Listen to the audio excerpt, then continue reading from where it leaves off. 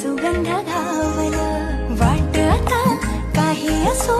साथ तुझी अशी असो पदरान